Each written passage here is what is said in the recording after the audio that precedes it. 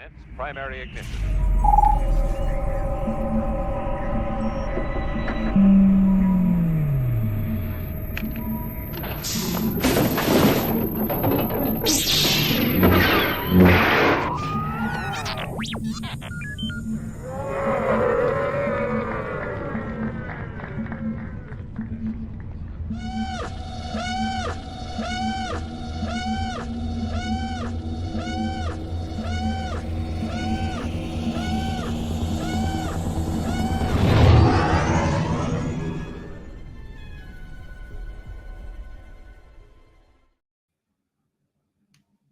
Hey, I'm actor Chris Bartlett from The Mandalorian, The Book of Boba Fett, and Obi-Wan Kenobi, and you're watching Virtual Cantina Network.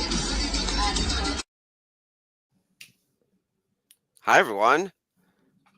We are back. Welcome to the Virtual Cantina Star Wars Celebration News Desk. And as you can see from the number right here, 76 days to go to the show. Gary, how are you? And are you ready? Because we are in basically like the 2-month countdown at this point. Yeah, it's coming up thick and fast, isn't it? Yeah, all is good here. We were just dealing with the storm that we had in Ireland just a week or so ago, so things have been getting back to some form of normality. We were hunkered down, but yet we're at 76 days to go. Surprisingly, the announcements have been a little thin as far as I'm concerned. I thought we would have had much more come across the bow, but no doubt that'll change fairly soon.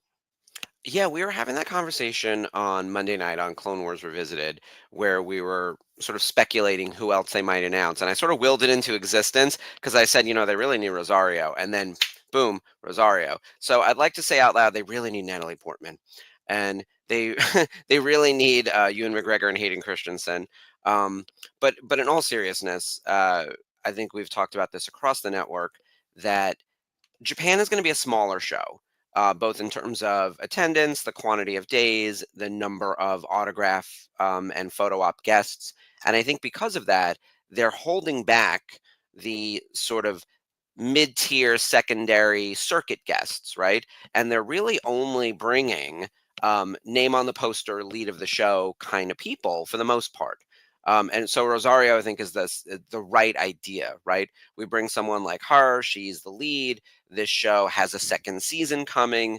Diego Luna is Cassian Andor. The show is going to be premiering basically the week of Celebration. So I think we're going to get a lot of heavy hitters. I'm just curious to see who's next. That's really the next big thing. And they have to really land this plane like in the next 2 weeks, because we have to get stuff prepared. Are you... or do you know people? I know you're not attending the show, and neither am I.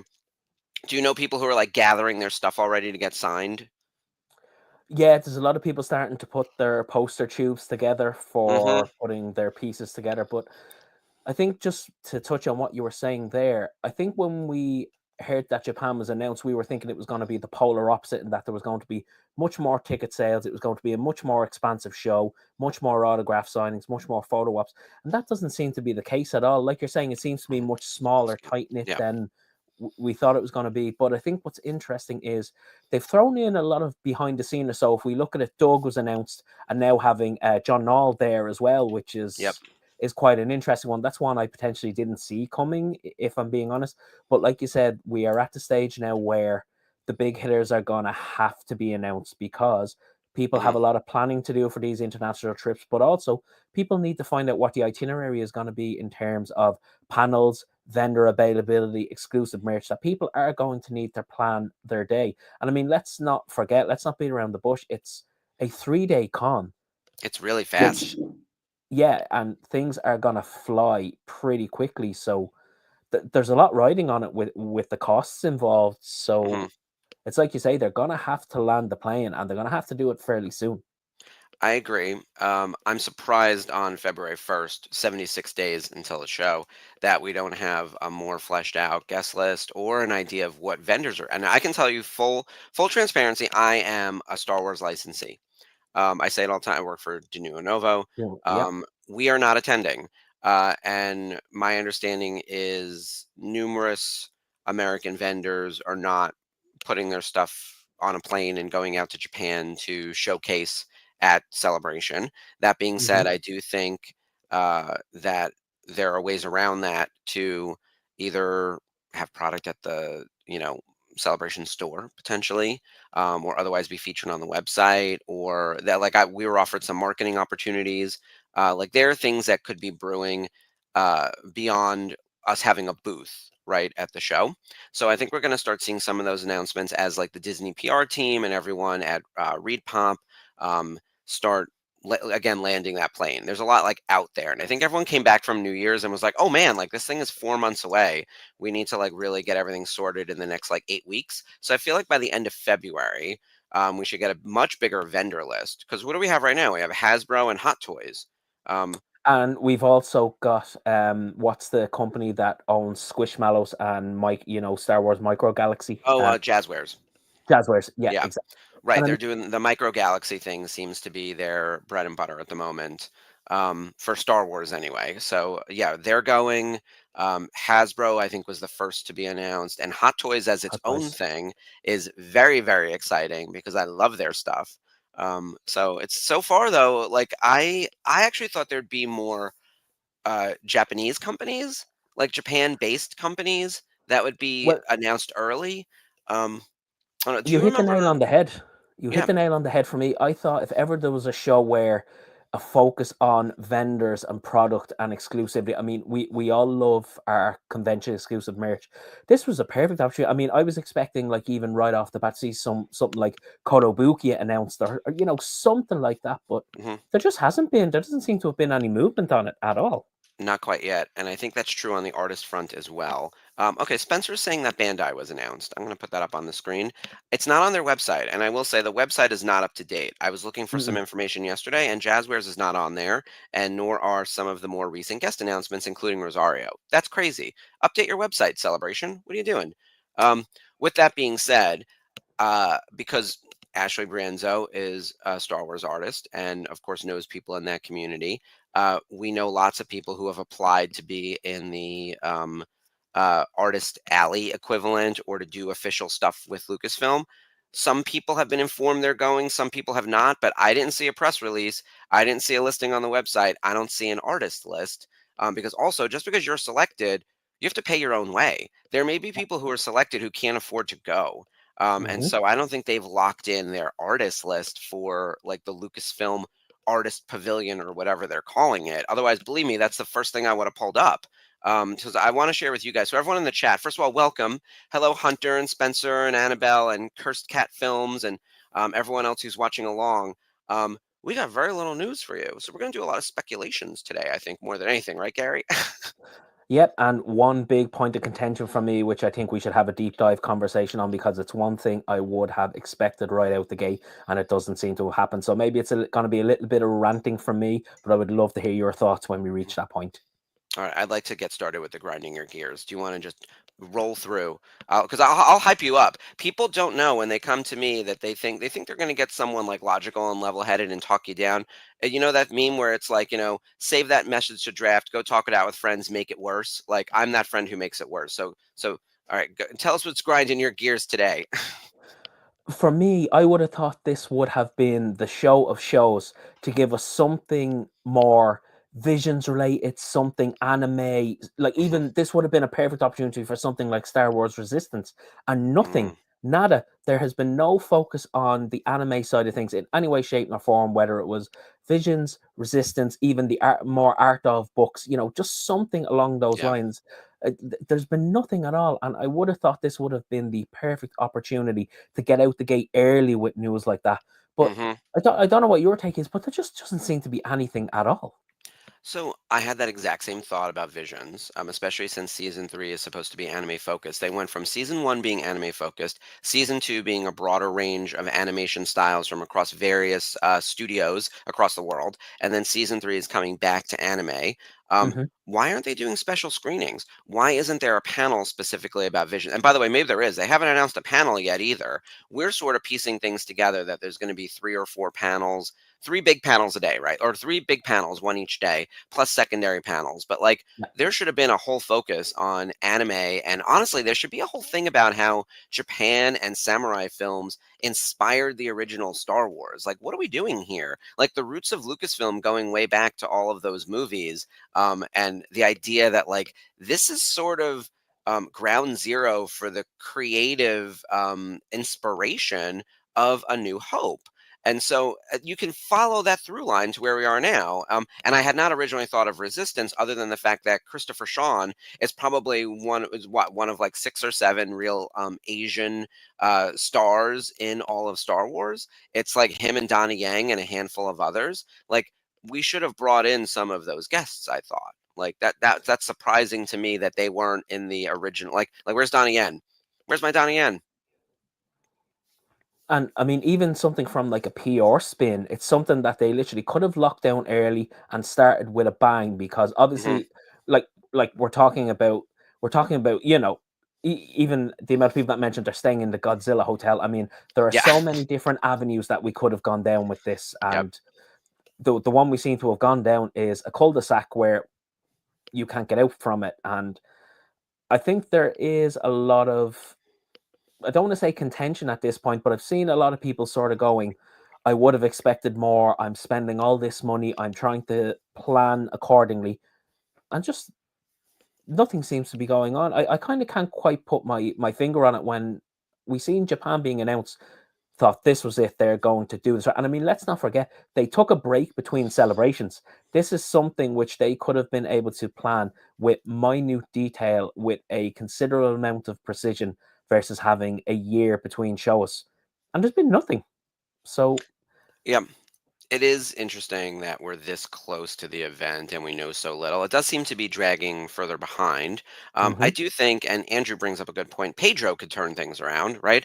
I do think that because the guest list is so small, that they're only holding out for big, big, big names. And yes, Dana, thank you for agreeing with me. Donnie Yen would be awesome. yeah, And Brad, we should be showcasing Japanese art styles and artists and tying that all together. Those things might be coming. I think what Gary and I are saying is that nothing's been announced yet, right? So Pedro could be in talks to appear. And I already said, I went on record, I was like, if Pedro, because we already have Diego, if yeah. Pedro, Diego, and Oscar are confirmed for Star Wars Celebration 2025 Japan, I will buy a ticket and go to the show. That is my that will be my must do, and I will buy autograph and photo ops with all of them. I'll spend all my money, and that will be my big vacation for the year. I'll have to find someone to crash with. So if anyone has room in their hotel, you let me know in the comments. But that being said, like, I'm not particularly excited to fly 14 hours around the world for a 3-day show that doesn't really have a lot of programming set yet. And I will say, unfortunately, I'm hearing discourse of people trying to sell their tickets, right? This late in the game. They bought their tickets and now they're like, well, it's expensive, this and that, blah, blah, blah. Also, like, the world's falling apart. Everything's on fire, literally. Planes are falling out of the sky. Like, things are not going great in America. So I think there's like that as well. And I know that's a little bit of like a Debbie Downer statement, but people are sort of reevaluating what's important right now in 2025. So I'm hoping in the next few weeks we get some great announcements from Celebration to turn this around, give us great autograph signers, tell us about the programmatic, share with us some panels. Pedro Pascal, yeah, like, Diego Luna's going to be there. We don't know if Pedro's going to be there, but there has to be a Mando panel. But Diego's going to be there. Like, just announce the Cassian Andor panel and explain that it's a season 2 preview and you're going to be able to watch the first episode. Just give us something, right? The one caveat I would add with that, and it's something that I'm being hopeful for now, I'm either an eternal optimist or I'm completely delusional, was that from the perspective of what they're putting on the small screen versus the big screen, that the focus is going to be quality over quantity. Sure. And Because I, believe me, I agree with that. Um, we're getting the new movie in 2026, Mando and Grogu, which I'm very excited about. So you have to assume there's going to be a panel on that, which is why I actually really think Pedro Pascal, and we talked about this last week on one of the other shows, Pedro and Brendan and Latif would be an amazing lineup. Bring all three of them. They should all be on the panel. They all bring the Mandalorian to life. Bring in the Hmm. puppeteers for Grogu. You're going to need someone to bring Grogu onto stage. Like, and I know that there's a team of those puppeteers. Have them sign autographs as well. That would bank. Grogu would do as much in autographing as anyone else, and certainly Pedro would make more money than every other guest combined, like without a doubt. So I think they need to really lean in on the Mando Grogu movie, especially since it's going to be, by that point, 13 months away. Like the marketing can start up in earnest for driving the demand. Who's going to be in it? What characters are we going to see? How are we going to celebrate the life of Carl Weathers? Like, how are we going to give him the grand send off? Is there unused footage that we can put into the movie to say goodbye to him from other things? Like, what are we doing about that? I'd love for there to be a panel on like that and like how we're celebrating Carl. And actually, we lost quite a few people this year, but particularly because of the Mando movie coming, how are we handling that with the character? I'd like to know. And then the other big thing is, what are we doing with Ahsoka season 2? Is it still coming out in 2026? I think it is. How are we dealing with the situation with Rey? There's Ray, rumors online that he's been recast, but Lucasfilm never confirmed that. Variety said something.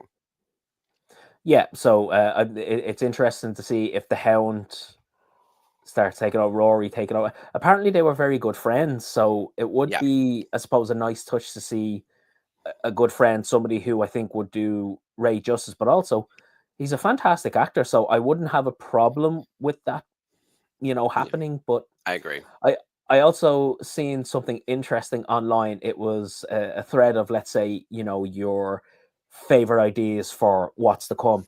And somebody said, if we are moving to where we think we are in season 2, wouldn't it be amazing to have somebody like Ashley be the voice of the The mother or mother. something like that? I That would said be that. Yes. Or not the mother, the daughter, the actual the daughter. daughter. Sorry, yeah. Yes. Yeah. So, I want that. something along those lines.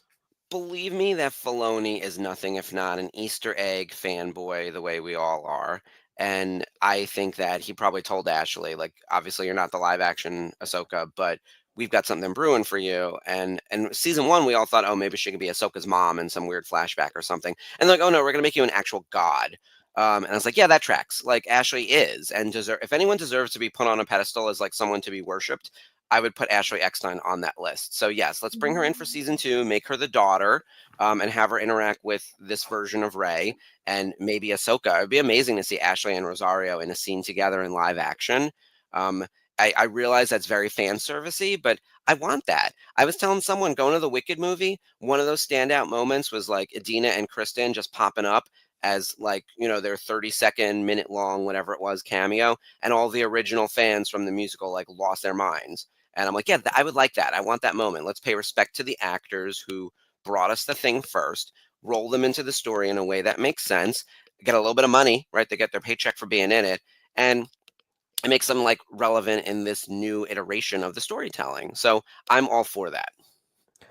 But even with what you're mentioning there, there's so many avenues and plot points we could go down. Like the minute we hear Ashley's name, the amount of things that she's doing with her universe, Mm-hmm. that would be a perfect opportunity to do something like that as a potential option. But you just don't know what way it's going to go. But I agree, and a lot of people will say maybe stuff like that is fan service.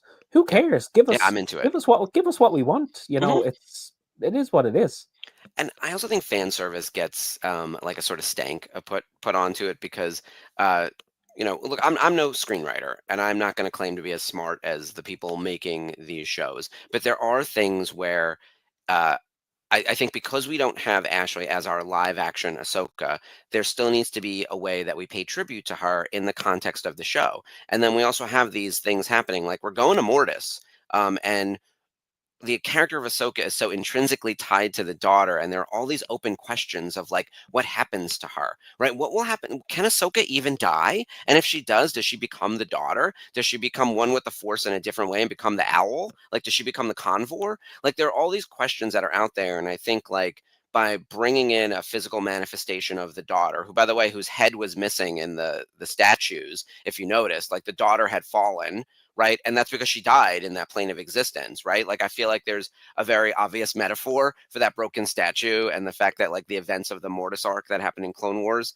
like I think, but like that makes sense if that's where I would put Ashley to play that character. If you have to cast that character, give it to Ashley. And there's a story to be told there that we all want to hear. So I feel like it's less fan servicey and more about us wanting to close this loop that's been open for like a decade now. Mhm. Like I want to see that resolved. Uh, You know what? For me, the particular area that I want to see is gaming. I Mhm, genuinely have no idea how there hasn't been more about Fallen Order, or at least some announcements of mhm. Cameron or something to Here's do my with camera Calcast, Monahan. If something along those lines. But yeah, just gaming in general. I mean, if yeah, you remember when Star Wars Hunters came out, there was nothing across the board at all for that. And mhm, if this is supposed to be the final one of the trilogy, then go out with a bang. Advertise it till the cows come home. Push everything that you can. We're not yep. even getting that. And I mean, we're in Japan, for God's sake. If ever there was somewhere to focus heavily on the gaming side of it, give us something different, that would be it. Yep. I agree that there should be something around, well, as I think about the pillars of what we need to talk about, gaming should definitely be a part of it. And if you're going to bring in a guest, like Cameron Monahan feels like the right person. Also, he's just very good in this space. Remember when he wore that poncho and showed up to the main stage, and Yep. Anthony Carbone's like, "What's up with the poncho?" And the whole interview is about that poncho. Hmm. It's so stupid. But like that's the kind of energy that he brings to the room, this like amazing, stupid fanboy kind of thing, playing a character basically. And everyone loves Cameron Monaghan. And I saw so many Cal Kestis cosplayers at San Diego Comic Con, especially if there's a man out there with red hair, they have dressed as Cameron Monaghan's character. Like it is unreal.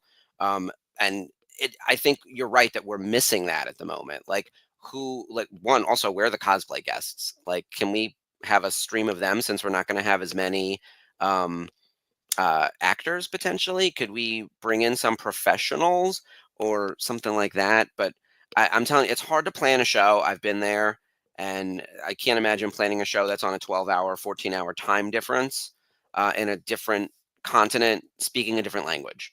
Like the logistics are that much harder. Like we're playing the game on very hard. So it's understandable that we're, I think, tracking behind in the eyes of many fans. But we're keeping an ear to the ground, guys. So everyone in the chat, just know that Gary and me and everyone else involved in this are like literally looking for news bites and pieces of information and rumors, and we're speculating. And I think we've all built up the show in our own minds of what we would like to see. And I think in the next 4 weeks, for sure, throughout the month of February, we're going to get a series of announcements because you can't react past March 1st. Like there won't really be time. If, like, say they announce someone on March 10th, you got to get your stuff ready. And like, you got to get on a plane like a month later. Most people are leaving for celebration the first week of April, second week of April. And I think another consideration as well is with the guests that have been announced at the moment, with people trying to plan their itineraries, there will be a lot of people who have held off doing any photo ops Hmm. or autograph signings in the hope that a bigger guest may be announced. So they Yeah. may have missed out on one of their priorities for something else to be announced that they don't want, and the opportunity may be gone. So it will get to the stage where there is eventually a straw that breaks the camel's back, and they're going to have to put the full picture out there for all to see to give everyone ample time Yeah. to get everything together. Well, with that in mind, let's talk about, just to give everyone a refresh, because I'm sure if you're joining us, thank you, and we're happy to give you all the news as it comes out. The celebration Instagram account, and on our page, we're sharing everything as it happens. But I'm sure it's hard to remember all the details. I'm going to list out real quick the guests they've announced so far, alphabetically, the way it looks on the Epic website. Ahmed Best, that's our Jar Jar Binks, so we got some prequel representation. Alan Tudyk, who plays K2SO in Rogue One. Anthony Daniels, who's C3PO, and honestly, really our only OT guest at the moment. And we said in a previous show that's an outlier for us. I think there is something else going to come from that. That's Mhm. one of our big points of speculation. Yes, without a doubt. Ashley Eckstein, and to be clear, it is Ashley Eckstein, the actress. Her universe is not attending, and I don't think her universe had a booth at England. And I want to circle back to get Mhm. that in a second because there's a reason. Daniel Logan, who plays young Boba Fett, again from the prequels. Diego Luna, who of course is our Cassian Andor, and I feel like there'll be more Andor people. Doug Chang, one of our behind the scenes guests, John Knoll, the other behind the scenes guest, or I should say production guests, so not on camera. Mads Mikkelsen from Rogue One, Manny Jacinto, our only guest so far from The Acolyte, Rosario Dawson, Ahsoka herself. So we have Rosario and Ashley, and there is a team up Mhm. photo. Or there will be. I don't see it. Oh yeah, Ahsoka duo. It's on sale. Dawson and Eckstein. Sam Witwer, our Darth Maul, which I think is a little bit of an outlier, but I hope there's some Maul content coming. Who knows? And then Tamora, which by the way, I love Sam. Love, love, love. Put him in everything. And then Tamora Morrison as Boba Fett. And he missed, I think, a prior convention, but he is fantastic. And then there's some duos. There's the Ahsoka duo, the team up for Diego Luna and Alan Tudyk from Rogue One. And then we have the Boba Fetts. So we've got Daniel Logan and Tamora Morrison. That's all they've announced so far. Not a big list. But you know what? Like I said, I think it's going to be a tight, powerful list. I would say everyone on here is great. Like I would wait in line for any of these people. And some of them are new and we've never seen before. Like Manny Jacinto, this is essentially his first appearance. John Knoll and Doug Chang never do conventions, and I think they will hardly do anything after this. Mads Mikkelsen is also relatively rare on the circuit. Rosario's done more of them, but like she's also busy, and I think if you have a chance to get her, you should. And then Diego Luna is really the one who, like I would say at the moment, he's your headliner. Yeah, I think Andor season 2 has to be, unless they start to really lean on that. If I was a bet man, and I don't know how people in the chat would feel about this, but we have to be getting a Skeleton Crew season 2. It can't not be possible. So I think if they're not letting Andor be the centerpiece, then they have to push along with something like that right behind it, because Skeleton Crew had a lot to live up to. And I think a lot of people still see Andor as the blueprint for what they would deem Star Wars in the traditional sense. So I think we're going to have to see something like that. If not, then yeah, I would 100% agree. I think Andor and Diego is pretty much the centerpiece of the entire thing. I think so. And then separately, I think Mando Grogu. With the movie coming out in a year, you need to start like greasing those wheels now. And let's be clear, like we're going to be 2 years out from the 50th anniversary, and this fan base is ravenous. They want to know what we're doing in 2027, and they will announce at the end of the show when the next celebration is. And come on now, if we're not doing 2027 in Orlando or in California so we can attach it to one of the Disney parks, what are we doing? Like, if I were a betting man, I'd say Orlando. That being said, again, due to the political climate in America right now, I would think California makes more sense, just because, like, Florida's a mess. Like, full stop, regardless of your political leanings, I don't want Florida to be a destination for most people, just given the way things are going down there. It's a nightmare. So California, I'd rather deal with the wildfires in California than like the situation in Florida, right? Like, and truly, it'll be fine. Like, I really think 2027 for the 50th anniversary will probably be in Orlando, but I would rather it be in Anaheim.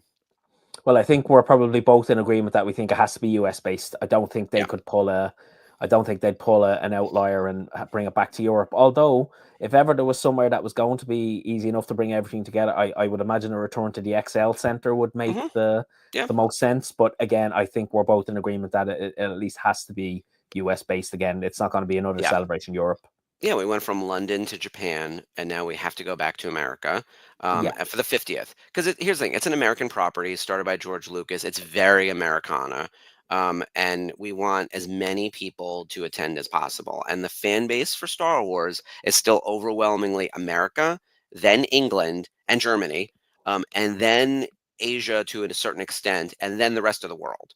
And most licensees that bring in the big money are American based. So Dana, I do think New York would be great. I live here and I would love to do it at the Javits Center. I think that would be great. I'm surprised there hasn't been a Celebration New York. The Javits Center is the perfect location, and New York Comic Con is unfortunately gigantic, right? In terms of attendance, like we bring in like 100,000 people or some nonsense. If you made it a 50,000 person show, you could easily fit. If anyone has been to New York Comic Con and felt the unease of like trying to walk around, imagine half the number of people and half the number, not even half the number of vendors, probably 25% of the number of vendors spread across the same amount of space. It would be a delightful show. I think the Javits Center would be great. I think Spencer selfishly wants to see it in Boston. I think Boston would be cool. I think there are some great cities in America that could host an awesome convention that are easily accessible by airplane. And I think that's an important thing to get in actors and everywhere else. I do think in America, though, people think New York and California. Like those are the two choices, and because of the Disney parks, Orlando. But I suppose in terms of you're thinking venues, you're looking at the big hitters. You've already mentioned NYCC. Then you may be Mhm. looking at what, let's say, the areas for obviously SDCC and maybe Dragon Con, something like Yeah. that would be sort of the big Atlanta would hitters be that you might very expect to cool, see. and especially because they film shit down there. Like, Hmm. imagine being able to tack on a tour of the volume, like, as something that, like, Disney sanctioned, right? Like, imagine one of the celebrations, not for the 50th, but, like, the maybe 2 years later or whatever, we're gonna go to Atlanta, and you can buy an incremental ticket as an offsite day, either before or after, to get a tour of the studio or the volume or something. People would spend as much money on that as they would to go to the convention. I'd love to be inside the volume. That sounds amazing. So I Imagine think that they as need to start a thinking about that. benefit for a VIP ticket. Mm. Now we're talking, and imagine you get to do a tour with someone who actually works behind the scenes, like not Doug Chang, but someone in that space who could actually like tour the volume with you and like show you something that they've built and how it works and all of that. I've watched all the what is it, Disney Gallery stuff where like John Favreau's like geeking out about like how it's a video game engine and this is how we're able to do these things with special effects built in and then captured in camera. Give us a demo of that in real life. That'll be life changing for people. It would, and it would be something totally different. Yeah. Also, I have to put up this comment. Andrew, you're killing me. Tunisia 2099. Um, I have to assume that Lucasfilm has looked into this, and unfortunately, Tunisia is expensive to get to, and I got to be honest, like a challenge for, we'll say, many Americans to make the mental leap of traveling to said location. Like, you have to really be in it. And I think small groups are better. Like, I don't think you can host a convention. They don't have the infrastructure to host what we would like at in their cities, right? Um, so I don't Forgive know. my Irish, forgive my Irish bluntness, but I think with that one, it's one they're not going to touch with a barge pole. No, exactly. It's I would say dangerous. Like that would be part of it. I do think they're going to stick to America for the next couple of years, which Yeah. makes sense, especially for the 50th. It's an American. Here's the thing: if it was a British property, we'd be going back to London. Um, like that would just make sense. If Harry Potter had a convention like this, I wouldn't expect them to do a significant anniversary anywhere other than inside England, right? Hmm. Um, so I would think that it has to be American, and we have two theme parks that have Star Wars lands in it. It's California, Orlando. My vote is for California. I'd rather go back there before I go to Orlando. Although I will say Orlando has a nicer convention center. Like Anaheim is a little bit on the small side, and the Orlando Convention Center that we had in 2017, which would be nice 10 years later to do the 40th there, then the 50th there, is nice and it's big. Um, I could see it going either way. And while we're on the topic of Star Wars Disney, RIP to the Halcyon, which is apparently becoming a building for the Imagineering section. Here's the thing. Imagine going to work in a building where your whole goal is the future of the company and creativity, and you're sitting in the biggest failure, like literally sitting in the room that is the biggest failure they've had on paper, and the thing that has made that, like, you're stewing in it. Like, YouTube videos have been made about the failure of this thing, so much so that like people who don't know Star Wars and don't know the Star Wars Hotel have sent me the link to Jenny Nicholson's 4-hour takedown of the thing, being like, I don't even watch YouTube, and I watched a 4-hour YouTube video of a woman I've never heard of talk about the spectacular failure of the Star Wars Hotel. Like, it hit the pop culture in such a way that like I was embarrassed as a Star Wars fan. I can't. By the way, that Jenny Nicholson video is off the hook. For anyone in the chat who don't know what we're talking about, the Halcyon was like a moment in time, and many of our members had wonderful experiences on the Halcyon. We have numerous cosplayers who attended, loved it, had the time of their lives, made friends for life. They go to cons now after the fact to keep the Halcyon alive. I was at Rhode Island Comic Con with some friends, and they're like, "Oh yeah, we're going out Saturday night to a bunch of other people in Boston to meet up with other Halcyon people, and we're all dressing up." Like, this is still going. Like, it's kind of crazy the legacy that it left behind. That being said, there's also an equally gigantic number of people who had a terrible time on the Halcyon, said it was not worth the money, and it was a failure. It closed, and it didn't do well. And there was one very prominent YouTuber who had a terrible experience, and boy, is that video the greatest thing I've ever watched. I can't. You've seen it, right, Gary?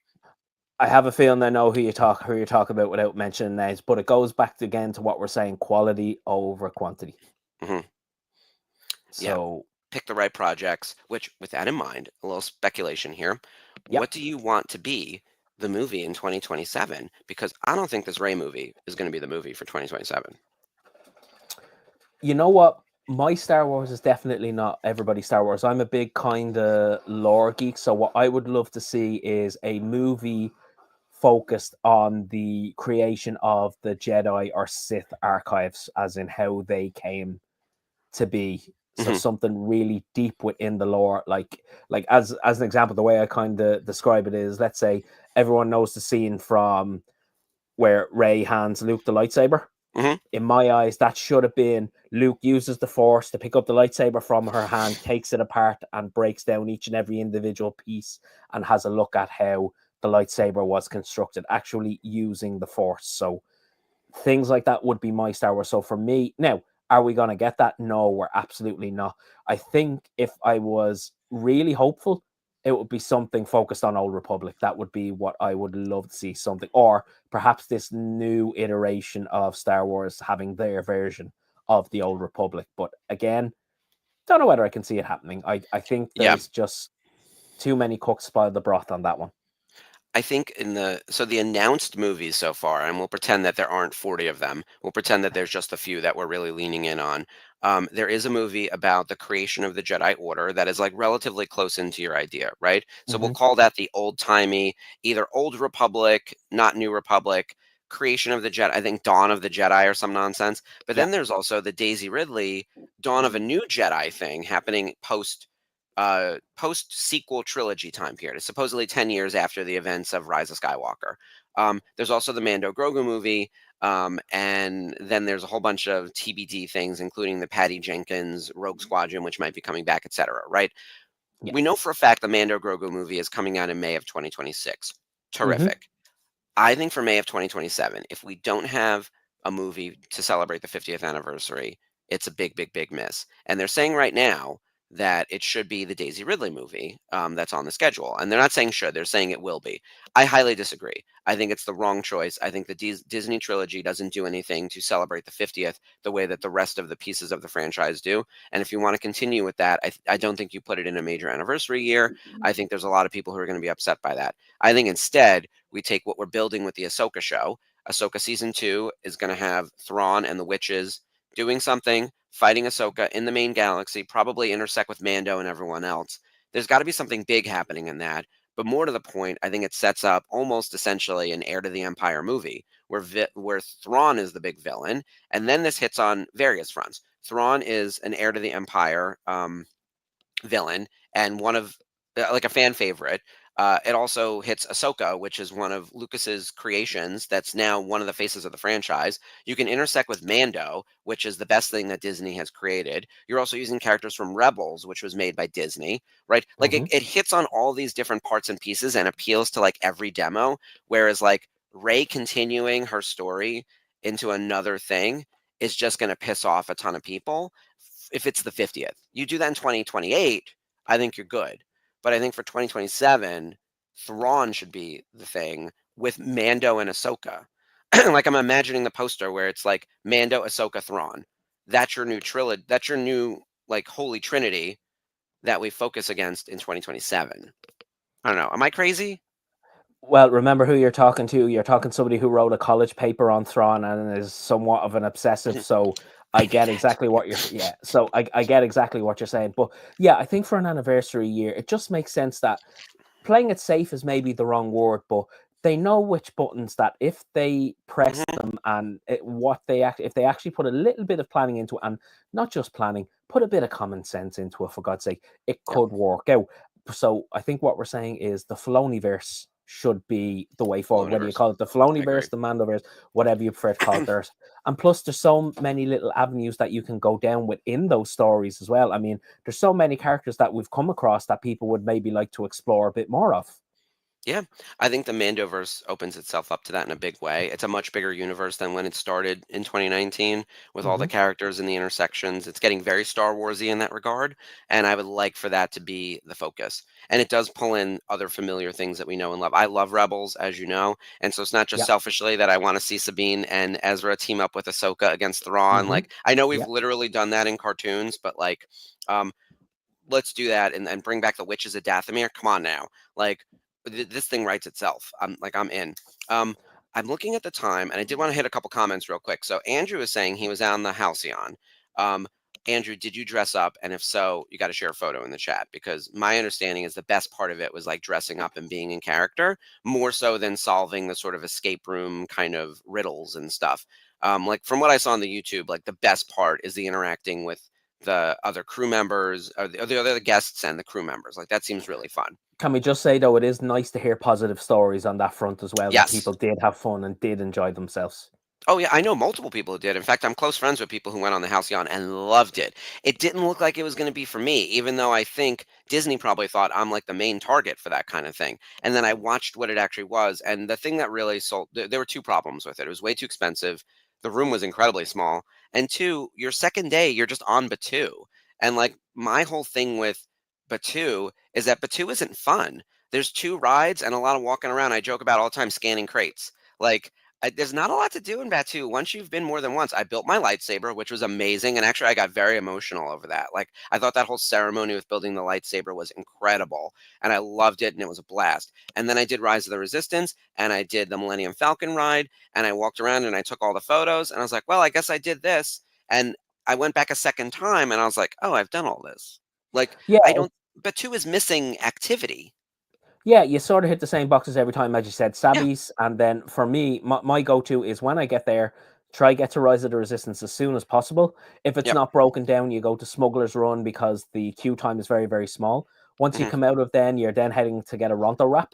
Yep. And if you're able to then pop into Doc Ondar's Den of Antiquities, and once that's And done, look at stuff. I don't even buy anything though. that's So pretty much it. yeah. It needs to be well, here's the thing. I say it all the time. Star Wars takes itself very seriously, and so it isn't very fun. Like it's very serious and not that fun anymore. Star Wars needs to be more fun. And that's the one thing if I can inject into it. It's why I love the Lego stuff.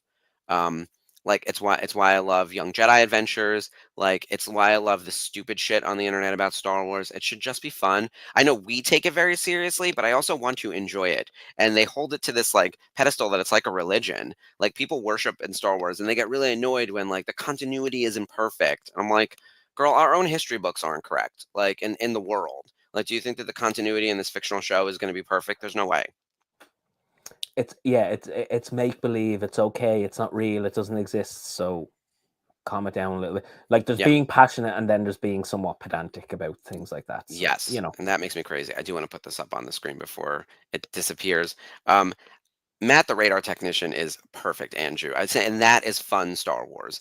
I got to bring Bobby Moynihan to Star Wars Celebration 2019, and we were just talking behind the scenes, and I was like, that commercial for The Force Awakens, where he's like slowly sliding the glass in the display case, and he goes, yeah, like everything about that stuff, and it's like, I got to buy one, one to play with, one to keep in the box, and one just in case. And it's like, in case of what? And they don't know how to answer the question. And when the kid's like, "Does your wife also like Star Wars?" and they look at him like, like clearly not married. It's the funniest shit. Like that's what Star Wars should be. We should be able to make fun of ourselves and enjoy it and behave like idiots. And instead, to your point, half of the people on the internet are pedantic. Oh my god, pedantic idiots. Like just challenging every little thing, getting into the granular of like, well, I can't deal with But I that. mean, at its heart, Star Wars is funny. I mean, Harrison Ford as Han Solo in a lot of instances is absolutely hilarious. He's got Hmm. that real sort of dry humor. But I mean, Hmm. even if you go to Rebels, I mean, Chopper's an asshole. Chopper's Hmm. Chopper's a murder droid. It's about as Yep. funny as it gets. Rebels is Like I, hysterical. yeah. Taylor Gray, Ezra cannot walk. He has the Force, and he's the clumsiest person I've ever met. Like it's unreal. Like the physical humor in that show is perfect. And even in Ahsoka, they do it where he's like, "I trust in the Force." There's actually a meme going around with this right now. It's like, "I trust in the Force," and blah blah, and then he's immediately flung into the tank and hits the ground. And I was like, this was taken from like a storyboard from Rebels, because they would have done that to Ezra, and it would have like looked like a flattened cartoon out of Looney Tunes. And I will say, Asvandi like sold it in that moment. I was like, this is perfect. I was like, we're back, baby. Like, this is what it's supposed to be. It's supposed to be this stupid. Yeah, I mean, it can't always be like deathly serious all the time. It just wouldn't Right. work. It should be fun. Like, actually, Dana's saying we should do a ride for Mando. I would love that. Like, let's do something really fun with Mando. And then this is really fun. Andrew playing Sabacc with stormtroopers. That's a really good time. So yeah. Um, oh yeah, Andrew. Bobby loves Star Wars more than anyone in the world. He's the like you got to share that photo too. With that, meanwhile, I'm looking at the time. I almost forgot we have like a contest that is happening. I want to put this up on the screen. So we promised everyone we are going to be giving away a ticket to Star Wars Celebration. Mm-hmm. Let me put this up on here real quick. So it's actually 3 one-day tickets. So someone is going to win and come with the rest of the crew to Japan. We're going to be announcing that probably in the next like 15 minutes. We're going about an hour for this show, so we'll be announcing our winner very, very soon. Which is super exciting. Yep.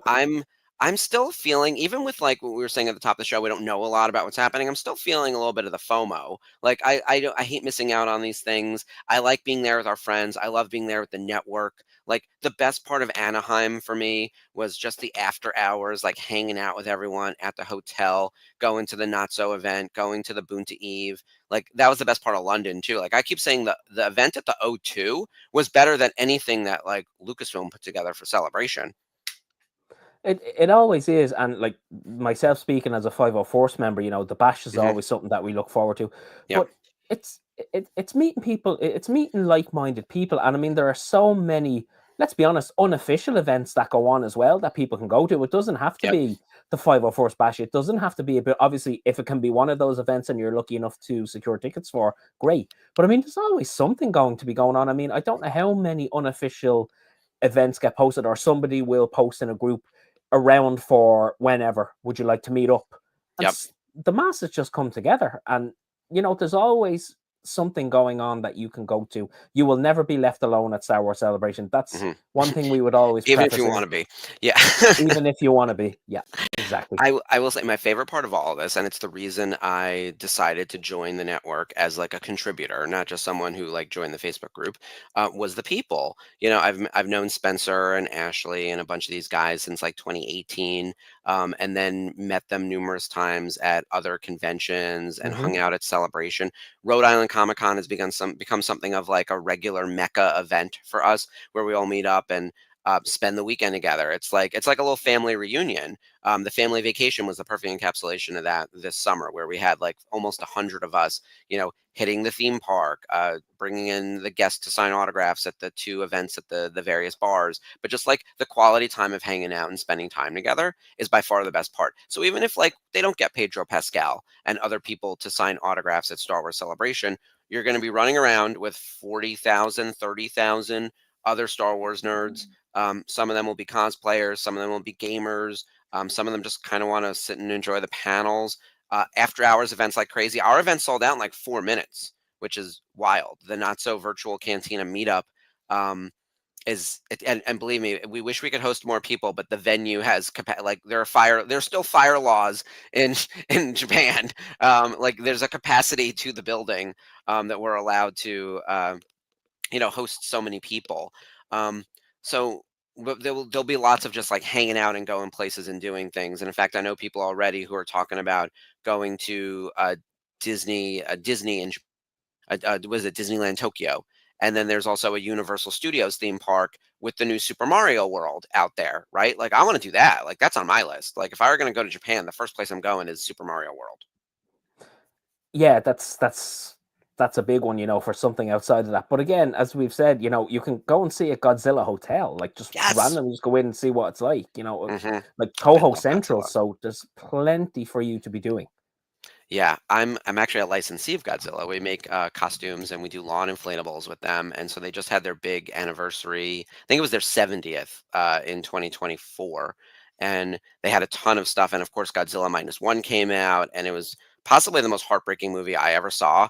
Like I remember going into that movie being like, I don't understand how this particular movie is getting like such strong reviews. Like it's got like 100% on Rotten Tomatoes. Like I've seen a lot of good monster movies, but like what's going on here that I'm not hearing about? I was trying to stay away from spoilers, and all I kept reading was like, "You're gonna leave gutted, gutted," and I was like, "All right, it's right after World War II Tokyo or Japan in general. It's gonna be sad and it's gonna be terrible." But like I had no idea what I was getting myself into. I left that movie theater feeling like I got hit by a bus. And I was like, this is the best movie of the year. Like, give it the best picture like trophy right now. Godzilla minus one was amazing, but also I think it fired a shot across the bow of a lot of the big studios in that you don't need these multi-billion-dollar CGI departments that are able to do Mhm. X or Z, because the team behind the team, and not to mention usually the most important thing, the budget behind Mhm. Godzilla minus one was infinitesimal compared to some of the bigger blockbusters, Yeah. and they wiped the floor with every single thing that came across it. So Yep. You know why? They hired take note. actors who can act, and gave us emotion, and they had good writing, and good editing, and they showed the creature a couple times, and there was just enough devastation to make it like a monster movie. But also, it's like the most heavy-handed metaphor you'll ever watch. But like that being said, uh, it is emotionally charged. Like the But acting is superb. But I mean, it was the same thing. Like people talk about, let's say, Godzilla X Kong, which I thoroughly enjoyed as well. But I once seen a video breakdown that Godzilla X Kong, you were more emotionally invested in it, and there was more emotional tonality in Godzilla and Kong than there was for the live action for the the live action Lion King movie. Oh yeah, There was yeah. more emotion in Titans and Kaiju than there is in those kind of IPs. It just, Yeah. you know. Well, you hit the nail on the head when you said IP. We've now turned everything into an intellectual property that has to drive content, right? Art and commerce are so intertwined. And look, I work in that space. I work in consumer products. Like I hope I have an IP that could release product consistently with content to support it so I can sell, right? That being said, I think we've gotten to a saturation point where it's no longer working, like the model that was created in the 80s around action figures where it has like a cartoon to support it and a comic and all that. Like you think He-Man and G.I. Joe and Masters of the Universe, Transformers, all that shit. We did it again with like the Marvel Cinematic Universe, where it's like, hey, we're going to build a studio of movies and then release product along with it. And it worked for a little while. And like all trends, it hits a saturation point and evaporates. And then everything you're doing is no longer incremental. Like you can release 7 movies in a year that total $2 billion, or you could release 3 movies in a year that total $2 billion. Like that's the kind of thing where there's going to be, and some of them will be great, some of them will be terrible, some of them will be really good, and some will be a nothing burger. I'm curious to see what Marvel does this year in that front because they seem like they have a lot of stuff. Captain America's in like 2 weeks. Yeah. Daredevil comes out right after that. Then we get Mhm. Fantastic Four. There's Thunderbolts. There's a Wakanda cartoon. Um, do people know anything about what's happening with Wonder Man in December? Like, do people even know who that character is? Like, it's the kind of thing where there's so much to keep up with that you're gonna miss stuff. Like, I didn't even go see Madam Web.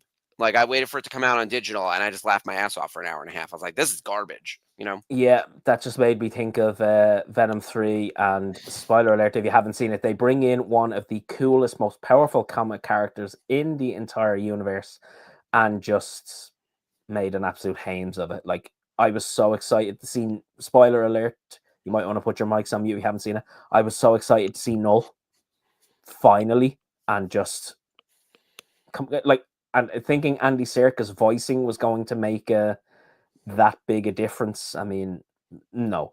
But Mhm. again, you're talking about things like that. There's going to be a lot of competition because James Gunn's universe hasn't even gotten off the ground yet. And I mean, he's got some amount of things planned. I mean, when he did his little bit of a breakdown where he broke down the gods and monsters portion of what's going to be coming out, where you're looking at Superman, Supergirl, Lantern, Swamp Thing. They've got Mhm. something that they are definitively planning for. And the most Yeah. interesting thing with that is they're not green lighting anything unless the script is fully 100% complete. Mhm. Whereas I think in a lot of Um, other IPs, yeah, it they would seems to just be go that with they're it. just, yeah. Uh, so I have to be careful about what I say. I am a licensee of Superman and in general, DC, Warner Brothers, we make the Halloween costumes. I'm privy to a Mm-hmm. lot of what's going on in that space. We will have Halloween costumes for 2025 for the new Superman movie, including several of his supporting character compatriots, which is very exciting. Go to your local go to your local costume stores to check them out and Amazon and everything for Halloween of this year. And I'm aware of the slate that's coming. And James Gunn did publicly say the other day that filming had started on Millie Alcock's Supergirl. Supergirl Yeah. Woman of Tomorrow. So excited for that. There's also all sorts of other projects that are now being sort of pulled into this tapestry of a universe, right? Like Peacemaker season 2 is set in the same universe as Superman and Supergirl, and so is Creature Commandos, which I really enjoyed. I thought that was really fun. And then apparently the character of Blue Beetle might be part of this somehow. So I don't know if the Flash um, time travel explosion situation may have like maybe he pushed the new Blue Beetle into this universe. Oh, we got to figure that out, right? But I think they really like him, the actor, Giolo or whatever. I Cholo. forget. Yeah. Yeah, Cholo. Um, to pull in for Blue Beetle. And then right, there's DC Lanterns, there's a Booster Gold TV show, which god damn it, I want a Booster Gold TV show. And we should have had it 20 years ago with Nathan Fillion in the lead. But outside of that, like Isn't Kunal still the favorite, or at least the casting, which has never been announced? It's like the worst kept I, secret in. I would love that. I would fucking love that so much because I love him and he's so funny. I also think someone said Craven was here we go. Felix is saying Craving was supposedly not terrible. Aaron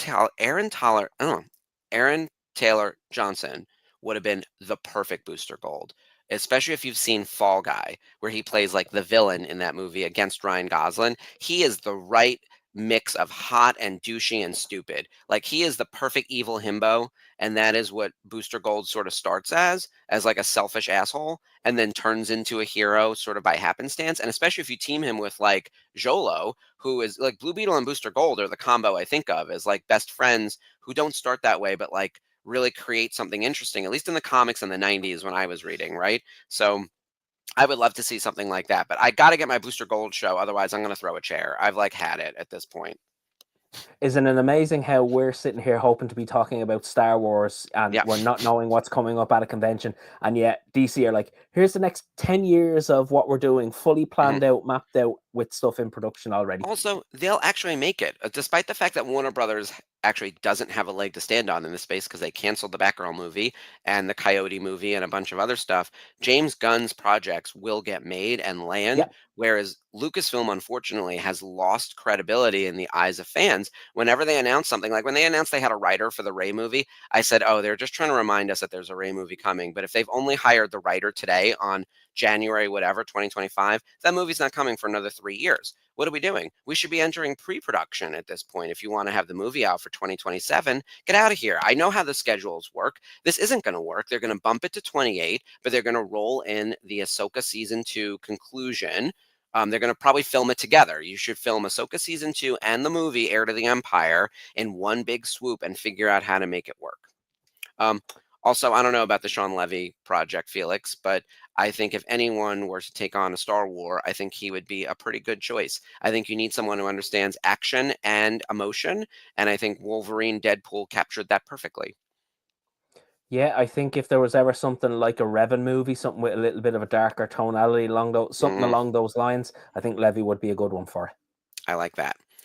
Meanwhile, we're at 1 o'clock already. Despite the fact that there weren't a lot of announcements for Celebration, we had a lot to talk about, especially in the speculation space. And we're going to, before we close out the show, one, we have an announcement.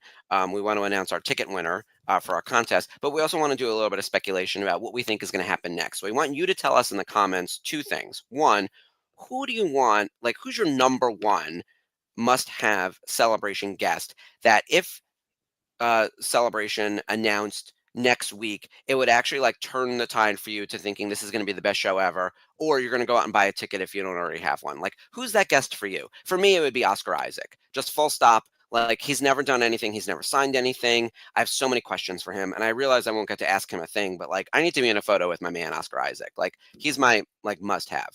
Gary, do you have someone on that list yourself? Mine would be Lars. Lars Pretty Mikkelsen? straightforward. Mine Yep. would be Lars Mikkelsen. Yeah. But also, a big one for me would be something like maybe the announcement, if we're doing movie panels, maybe something of an announcement of a director that's nailed on. Like I seen something last night where there was talk of, what's the director's name? That directed he directed the film with DiCaprio. Was it Honorito? I don't know. Oh, I'm trying to think that somebody like that for a Star Wars movie, something maybe that's not on the slate being announced. That would be something for me. But yeah, Lars would be my number one for sure. Okay, I think that he is gettable in other places, but I have to meet him because he needs to get added to my Rebels poster. Yeah. I see. If all right, by the way, if I were going to pick a director, and this is a woman who's been in and out of the discussions for other franchises, and I feel like has never just quite gotten the movie to get everyone salivating. Um, Ava DuVernay, who did A Wrinkle in Time and a bunch of other sort of smaller projects, was at one point going to do a big thing for DC back when DC was still rolling in like the, not Snyderverse, but like adjacent movies. And I would love to see her tackle a very mystical Star Wars kind of thing. Like, you know what? I would have no issue with that. And to be honest with you, I would be pumping for Bryce to get something. yes. Oh my I God. Can think we for give all she's Bryce a done, I movie? think she's deserved it. Yeah. Yeah. Bryce would be incredible. And you know what? Bryce might be Bryce could do the Mando movie. Like, frankly, I forget who's doing it, but like, she's directed enough of them. Yeah, I think we need to think about new, younger, different perspectives coming on. Like, I love Ron Howard. I'd rather see Bryce Howard, direct something. Like, that's where we are now. Like, I think we need to start passing the baton. Why? Like, I don't mean to say like, why is Ridley Scott still making movies, but like, who is he taking under him as an apprentice to help build the industry? Like, I often think of that. Like, there's a lot of people who are still doing things that I'm surprised, and I wonder sometimes, is it taking up a spot from someone with a different perspective? That's why I was like, we got to give Ava her chance. Like, I loved A Wrinkle in Time. It's one of my all-time favorite books. I love the way she brought that movie to life. It felt like the book, and it was like a sleeper hit, and it's very much a children's movie. I understand that. Like, that was my favorite book when I was like 12 years old, to be clear, or 10 or whatever it was. But it is like a critical piece of sci-fi fiction from the 60s or whatever it was. And that movie came out 5 years ago at this point or whatever it was. And it just has fallen off of, there's no discourse about it. No one talks about it. So I need her to have $1 billion movie just out there, right? I want to be able to talk about that. Meanwhile, the comments are flooding in. Who do we got? All right, let's see. Spencer is saying that Natalie Portman would be the number one for him. Dana brings up a good point that like Dave Filoni would be an interesting guest, and he usually does like a charitable signing of some type. Like, I think that would be cool. Like if he did that, to support the Wolves and whatever else. Bryce Dallas Howard definitely needs to get a movie. But I'm not going to put up some of the other comments over here. But let's announce our winner. So let's see. Drum roll. Let me pull up the correct card. So as a reminder, we are giving away 3 one-day tickets. So you'll be able to attend all 3 days of Star Wars Celebration. Thank you, everyone who entered the contest. And we're thrilled to announce our winner. And I did see her in the comments a little bit earlier. Annabelle Pellicker. I hope I'm saying your name correctly. Congratulations, Annabelle. Congratulations. Please send a direct message to Spencer, and he will get you all the details about how to get your tickets. And of course, the rest of the VCN will see you in Japan. Girl, you got to book your tickets, book your flight. Get a move on. Yeah, people were telling me they're starting to book their flights and they're doing their currency exchanges. They're gathering their markers and photos and lightsabers and other props to get signed and all of that stuff and building their schedule. So we are in that time period now. And with that in mind, the VCN is going to help you with all of that. Coming back next week, we have Celebrating Autographs coming back to the network, which I'm so excited about. Frank Rich will be hosting this Wednesday. The show returns, and Dave is going to be producing with him. And then I'll be with him on a go forward. We're going to do it like every other week, basically, to talk about all of the autographing guests in detail. So hopefully between now and Wednesday, we get some more announcements from Celebration. There could be some when we log off this, you just wouldn't know. Yeah, exactly. Like I feel like the announcements are coming like rather sporadically. Also, I just want to point this out in case people didn't see. We have our racer for Celebration 2025. Hopefully, everyone has seen this already. This is the design. It's on sale now, which is very exciting. And then we also have our patch. I'm so excited about the patch. Like, look at how cool that looks, and it's got Godzilla on it, sort of. Beautiful. Yeah, it's very, very cool. What else is coming up that we need to let people be aware of? Let's talk about what's happening this week on the VCN. We've got, as usual, Star Wars Clone Wars Revisited. Why I'm wearing my Clone Wars Revisited shirt. We're back on Monday. And then on Wednesday, we have 2 shows. So Celebrating Autographs is back with Frank and Dave, as I mentioned. But we also have Daughters of the Galaxy, which is our regular every other Wednesday show. It's either that or the Nerf Herders. So on Wednesday, I'm going to be the host with the most, organizing a game with the girls. So Jamie and Ashley are very excited to be playing this or that on Daughters of the Galaxy. So we're going to go through some of like the top questions: are light side, dark side, Jedi or fighter pilot, and we're gonna fight it out. It's gonna be a little bit of a discussion, but mostly a debate. And I'm gonna be the host with the most over there, organizing with Jamie and Ashley. So excited about that. And then on Thursday we have our watch along Andor season 1 as we get ready for Andor season 2. I can't believe it. We're weeks away at this point. It lines up perfectly with Celebration. Gary, do you think they're going to show us the first couple episodes of season 2 of Andor? First 2 would be my guess. Mm-hmm. I think like that's followed. right? Yeah, they've got to give something, surely. Yeah, I can't imagine they wouldn't do it. And then before you know it, we'll be here with Celebration stuff. We'll be back in 2 weeks. So unless something crazy happens in the next week that we need to jump on an incremental news desk, we're going to come back in 2 weeks. So that would be February 15th with more news, because Celebrating Autographs next week will capture anything on the autographing guest front. And then we'll be back with eventually, once we announce who our guests are going to be at Not So Virtual Cantina, the live action event, as well as other things to get prepared to travel to Japan. And we'll probably bring some guests on the show as well to talk about some of the specific things. So I'm not sure about any more competitions, but we will definitely get back to you. Who knows? We might be beyond Celebration tickets. There might be some other things that we're giving away. Like, we're definitely going to have swag and things like that. So be on the lookout for all things on the page. Spencer usually posts about those first, but we'll make sure to promote it as well.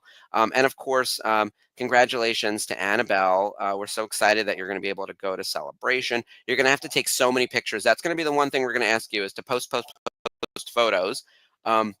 As a reminder, I'm going to be back here in America during the show hosting the Celebration News Network. Basically, that entire week, we're going to be on air Thursday night, Friday night, Saturday night, Sunday night, and Monday night, doing all sorts of wall-to-wall Celebration coverage on a 14-hour delay from Japan. So Dave and Jeff and Spencer and everyone else from the network who is there is going to be feeding us information, and we're going to be scouring the Twitters and the Instagrams and the news to then pull together a sort of summary news cycle like we did for London last year. It'll be me and Ashley Brienzo. Bryce from the Jedi Archives is going to be on with me, and the Nerf Herders are going to be joining us as well for some of the nights. So we have a nice crew of people staying back who are going to keep you guys posted on all the news. So you will not feel the FOMO. You will be in it with us every night. I already took off from work that Friday and that Monday. So I'm basically doing a 4-day weekend so I can spend my time like just basically virtually attending. And at some point I'm going to have to be on FaceTime, just like walking around. Like, have you seen that episode of Modern Family where like Phil is just on the iPad? And yeah, I want someone to do that for me a little bit, like especially if there's anything Rebels related happening. So I'm going to be there as digitally as possible at Celebration. Yeah, you'll be there in spirit, but not physically. Exactly. Yeah, it'll be a Force Ghost. It'll be great. All right, Gary, anything else we have to cover? What's going on with Blob of the Hutt? What do you have coming up? Yeah, we've actually got our first couple of interviews coming up now shortly that we will be recording. So one really cool one is everybody seems to be excited for the Bad Batch comic. And the artist associated just happens to be associated with the project just happens to be Irish. So Rhys Hannigan will be popping along to have a chat with us pretty soon. And then also we are going to be sitting down with Alexander Fried to talk about his upcoming novel, and unfortunately can't say much more about that for now. Might be a giveaway or two, but we'll wait and see how we go. But yeah, apart from that, those will be our first episodes of 2025. But until then, we're just straight on to the wait for Celebration. Yeah, I think we're doing a lot of that same here. That's fantastic. I'm excited about that Bad Batch comic. I know Ashley Brienzo, she's going to lose her mind about that. So we'll have to get some insider info. And everyone tune into Blob. When is that happening? When is that airing? We'll hopefully, we haven't recorded it just yet because we've just kind of gotten caught. We're just waiting for, let's say, the box to be ticked that what we're going to ask isn't going to be encroaching on any NDA territory or things like that. So once that's done, we should air pretty soon. Yeah. Okay, great. We also have an interview coming up. So it's been announced on our page, Simon Williamson, who plays Max Rebo. Get your questions in. Yeah, exactly. Send in your questions. He is a creature actor. He's, from the OT. He's a really cool guy too. And he signed autographs for us at Topps back when I was there. So you can find his autographs in Topps card product, which I always love to see.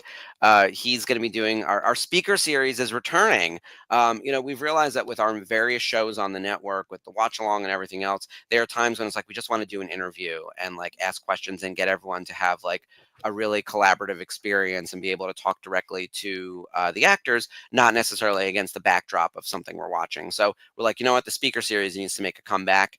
So this is basically our interview show. And you're going to get a chance to ask questions directly to Simon. And we do have more planned. So the speaker series is coming back. Simon is our first guest. Get in your questions. And let me tell you, we're really good about making sure those questions find their way over to him. And we're going to be recording that very soon. It should be airing within the next 2 weeks, I think. So as soon as we have a date locked in, we'll make sure we post that on the page. I think that's everything for this week. All right. I think that's quick it. Reminder, Oscar Isaac will be the thing that gets me to Japan. For Gary, it'll be Lars Mikkelsen. I actually think that's going to happen. I think Lars is actually quite realistic. And then hopefully everyone else is getting ready for everything. Make sure you tune into everything on the network. We are 100% Celebration or VCN programming focused in the Facebook group now. So you can join the you can jump on the page and know that we are tackling those two topics and nothing else to get you guys ready for Celebration. And hopefully we'll have some more news to chat about in 2 weeks. Exactly. We'll see you then. All right. Thank you guys again for joining us. And as always, may the force be with you.